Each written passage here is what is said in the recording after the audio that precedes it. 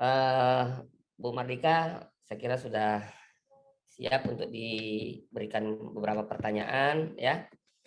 Eh, Kami berdua, saya dan Pak Nasrullah sebagai penguji Ibu, dan pada kesempatan pertama saya akan bertanya dulu. Eh, Sebagai seorang guru ya, eh, itu dituntut memiliki satu kepribadian atau personality yang mampu memberikan daya tarik bagi para peserta didiknya. Ya, jadi ada innernya gitu. Ya, pancaran dari dalam diri seorang guru ya, kewibawaan ya, kemudian mampu memberikan pancaran kasih sayang, kemudian pendekatan-pendekatan yang diberikan oleh guru kepada anak itu sangat penting ya. Ini sangat mempengaruhi keefektifan pembelajaran. Nah, ini yang biasa dikenal dengan istilah guru memesona. Biasa Ibu dengar istilah itu? Ya. Nah, saya ingin mendengar dari Ibu siapa tadi? Apa namanya Ibu? Saya ingin mendengar dari Ibu karakteristik guru memesona itu seperti apa? Ya, Bapak. Saya izin menjawab. Menurut saya, guru memesona itu guru yang benar-benar mampu menampakkan perhatian dan energinya untuk menjadi seorang guru yang benar-benar dari hati nuraninya, seperti itu Bapak. Terus karakteristik guru yang memesona itu menurut saya guru yang selalu haus dengan pengetahuan, jadi dia mempunyai keinginan untuk selalu mengembangkan pengetahuannya. Terus juga guru yang inovasi, jadi dalam mengajarkan tidak monoton seperti itu, jadi selalu berkembang dan mencari inovasi-inovasi baru. Kemudian juga berkepribadian baik, sosialnya juga tinggi, terus perhatian dengan peserta didik. Terus yang terakhir, guru itu harus juga menguasai IT, seperti itu Bapak. Ya, tapi dalam konteks ini saya lebih menggarisbawahi kepribadian. Oh ya, Nah, ya, guru memesona itu pada konteks kepribadiannya. Nah, kalau saya tanya kepada Ibu Mahardika, Ibu diperhadapkan pada kasus ketika ada seorang anak yang mengalami keterbelakangan ya, bukan keterbelakangan secara fisik, tetapi memang mengalami masalah masalah di dalam pembelajaran, slow learner ya, slow learner atau keterlambatan di dalam mengikuti atau menerima pembelajaran. Nah, sebagai guru yang memesona, kira-kira bagaimana upaya-upaya atau trik yang bisa diberikan kepada peserta didik yang mengalami masalah-masalah atau hambatan di dalam pembelajaran atau slow learner itu? Kira-kira menurut Ibu gimana? terima kasih Bapak. Kalau Ya. menurut saya, pasti ada ya Pak ya, di setiap kelas itu pasti ada siswa yang mungkin kurang secara intelijen seperti itu. Nah, sebagai Ya. guru yang memesona, kita memang mempunyai tanggung jawab untuk kita selalu lebih dekat dan lebih intens dengan anak-anak yang seperti itu. Nah, misal juga bisa juga dengan di pembelajaran kita itu kan mengadakan program pengayaan dan remedial, dan pasti yang anak kemampuan intelijennya bisa dikatakan kurang itu pasti mengalami remedial. Nah, remedial nanti kan kita bisa juga memberikan di saat istirahat, jam istirahat, atau di jam setelah pulang sekolah kita bisa memberikan materi tambahan kepada anak tersebut, sehingga anak tersebut kan jam belajarnya lebih dari teman-temannya. Terus selain itu juga kita bisa meminta tolong dengan tutor sebaya seperti itu Pak. Jadi untuk mengajarkan kita tidak sendiri, tapi kita meminta bantuan teman yang mungkin kiranya dekat dengan siswa tersebut. Jadi siswa yang kurang tersebut merasa lebih nyaman mungkin kalau diajarkan oleh temannya, tapi tetap dalam pantauan kita seperti itu Bapak. Dan juga kita juga bisa dengan pendekatan yang di luar konteksnya pengetahuan. Jadi kita mengadakan pendekatan terhadap anak yang mungkin bisa dikatakan berkebutuhan khusus atau memang intelijennya kurang. secara lebih apa ya, kita menggali sebenarnya permasalahan yang dihadapi itu seperti apa, terus kita mencoba mencari solusinya seperti itu, Bapak. Bisa Ibu tunjukkan satu contoh rumusan indikator di RPP Ibu, apakah di RPP 1 ataukah di RPP 2? Iya, bisa Bapak. Nah, kalau di RPP saya mengambil ini ya Bapak, materi bahasa Indonesia dan juga matematika. Nah, di sini saya mengambil KD Bahasa Indonesia 3.2 menggali isi teks penjelasan atau eksplanasi ilmiah yang didengar dan dibaca.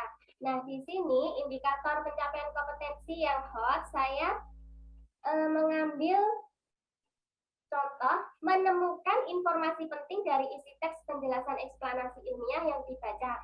Nah, menemukan di sini saya berdasarkan taksonomi Bloom itu masuk ke ranah C4, jadi itu sudah termasuk hot. Terus yang indikator keduanya, saya meminta siswa untuk menyimpulkan teks penjelasan eksplanasi ilmiah yang dibaca. Nah, menyimpulkan di sini itu juga masuk ranah C5, jadi juga hot Bapak. Terus untuk matematikanya, saya ini menghitung nilai modus dari data tunggal yang disajikan dan juga menghitung nilai min dari data tunggal yang disajikan. Nah, menghitung di sini masuknya ranah C4, jadi juga sudah masuk hot seperti itu Bapak. Bu Mardika, dari tayangan yang Ibu tampilkan tadi, sudah barang tentu harus seperti yang saya sampaikan di awal, itu harus ada TPACK-nya dan bermuatan HOTS ya. Nah, ini saya tanyakan untuk TPACK-nya. Kalau untuk cuplikan pembelajaran tadi, unsur teknologikalnya di mana? Ibu bisa tunjuk. Untuk teknologikalnya Bapak, yang pertama kita kan sebelum kita mulai pembelajaran, anak kita ajak untuk melakukan presensi di Google Form. Nah, itu kan juga pemanfaatan teknologi. Terus kita dengan menggunakan Google Meet sendiri itu juga bagian dari teknologi. Terus kita menggunakan media PowerPoint itu juga bagian dari teknologi. Ya, itu bagian teknologi. Oke, saya ingin bertanya kepada Ibu kembali lagi, Ibu paham tidak dengan teori-teori belajar? Ya, Bapak. Teori belajar yang terkait dengan rancangan pembelajaran Ibu itu, Ibu menggunakan pendekatan teori belajar yang mana? Iya, teori belajar sendiri kan ada banyak ya Bapak, tapi khusus untuk pembelajaran yang saya gunakan, saya mengambil teori belajar konstruktivisme. Yang menurut Piaget sendiri, pembelajaran konstruktivisme itu kan pembelajaran membangun pengetahuan yang siswa belajar untuk membangun pengetahuannya sendiri melalui proses. Nah, seperti itu. Nah, nanti di dalam pembelajaran saya itu kan saya menampilkan sebuah kasus. Tadi misalnya nilai ulangan matematika siswa kemarin. Nah, dari situ kita menarik sebuah pembelajaran, nanti kita menemukan sebuah apa itu nilai yang sering muncul dan bagaimana cara mencari rata-ratanya yang nantinya akan masuk ke materi pada min dan juga modus dari data tunggal seperti itu. Terus nanti dari situ siswa menjadi tahu, oh ternyata yang dimaksud dengan modus itu seperti ini, yang dimaksud dengan min itu seperti ini tanpa dijelaskan terlebih dahulu. Tapi dari penyajian sebuah kasus, jadi mereka berusaha menemukan sendiri apa itu yang disebut min dan juga modus seperti itu. Nah, setelah itu terus nanti siswa disajikan sebuah pemecahan masalah. Siswa diajak untuk memecahkan masalah bersama melalui nanti dipandu oleh guru seperti itu, Bapak. Gitu. Ini model pembelajaran apa yang Ibu terapkan tadi modelnya? Problem based learning. Problem based learning. PBL ya? Ya, PBL. Ya. Assalamualaikum Bu Mardika. Waalaikumsalam Bapak. Saya mencoba untuk memulai dari perangkat yang Ibu unggah di LMS ini. Ada rencana pelaksanaan pembelajaran. Kemudian melihat topik yang Ibu angkat di dalam RPP ini mengaitkan 3 mapel. Betul, Bu ya? Iya, Bapak. Iya, ada bahasa Indonesia, ada IPA, dan ada IPS. Iya. Ya, kalau bahasa Indonesia itu teks penjelasan ilmiah. Kalau IPA, rangkaian listrik sederhana dan perubahan sosial budaya dalam rangka modernisasi bangsa Indonesia.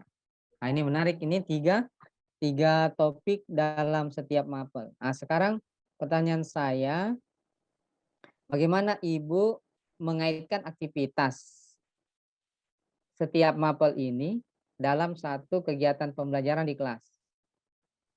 Karena dalam dalam ini dilaksanakan dalam setiap pertemuan memuat ketiga mapel ini, Bu ya? Ya, coba diceritakan, Bu. Di situ kan saya bahasa Indonesia mengambil materi teks eksplanasi, kemudian IPA-nya tentang rangkaian seri, terus IPS-nya mengambil materi tentang perubahan sosial budaya karena dampak listrik seperti itu. Nah, di situ di awal saya menjelaskan tentang teks eksplanasi itu melalui sebuah bacaan tentang rangkaian listrik. Jadi bacaannya itu tentang rangkaian listrik. Nah, dari bacaan rangkaian listrik itu peserta didik diajak untuk mempelajari apa itu rangkaian seri. Terus nanti juga peserta didik diminta untuk melihat sebuah rangkaian seri yang terdapat pada baterai sebuah senter. Nah, seperti itu. Terus setelah siswa nanti belajar tentang IPA, tentang rangkaian seri tersebut, siswa beralih ke materi perubahan dampak sosial budaya akibat listrik atau ke bagian IPS-nya. Seperti itu, Bapak. Iya, ya baik. Kemudian mengenai metode pembelajaran yang Ibu gunakan, ada problem based learning atau PBL. Kemudian pendekatannya STEAM. Ya, STEAM itu Science, Technology, Engineering, Art, and Mathematics. Kemudian ya kalau berbicara tentang STEM, Engineering, ya biasa kita artikan dengan merekayasa. Ya, sebagai salah satu contohnya, Bu ya. Kemudian kalau dikaitkan dengan contoh atau topik yang diambil di sini, yaitu rangkaian listrik sederhana, Bu ya. Nah, ini menarik kalau dikaitkan dengan STEM-nya. Rangkaian listrik sederhana berkaitan dengan ilmu sains. Ya, jadi ada kaitannya. Terkait dengan rekayasanya tadi, misalnya siswa diantar untuk membuat rangkaian seri. Kalau ditambah baterainya, ditambah lampunya, bagaimana, Bu? Apa yang akan terjadi? Nanti berubah jadi paralel, Pak. Ya, paralel. Jadi ada seri, ada paralel. Itu kan bagian dari rekayasa sebenarnya. Kenapa perlu dibuat seri? Kenapa perlu dibuat paralel? Jadi itu adalah bagian rekayasa untuk memperoleh pencahayaan yang efektif misalnya. Kalau ditambah baterainya mungkin tenaganya akan lebih besar. Kalau ditambah lampunya mungkin akan lebih terang karena sumber cahaya lebih dari satu. Misalnya begitu ya. Itu adalah bagian dari rekayasa. Nah, sekarang bagaimana melihat seninya? Ya, seni di sini berkaitan dengan estetikanya barangkali ya, Bu ya. Bagaimana tanggapan Ibu? Jadi estetikanya. Kalau di bagian art-nya nanti lebih masuk ke pas bagian IPS-nya, Bapak. Nanti kan di bagian IPS-nya itu siswa disuruh mengidentifikasi apa itu dampak-dampak sosial budaya karena dampak pengaruh listrik. Nah, dari situ nanti kan siswa diminta untuk menyajikan sebuah peta konsep. Jadi siswa diajak untuk membuat sebuah peta konsep yang nanti kan siswa diajak untuk menyajikan sebuah keterkaitan antara itu tadi dampak-dampak tadi ke dalam sebuah itu tadi peta konsep. Jadi artinya masuknya ke situ.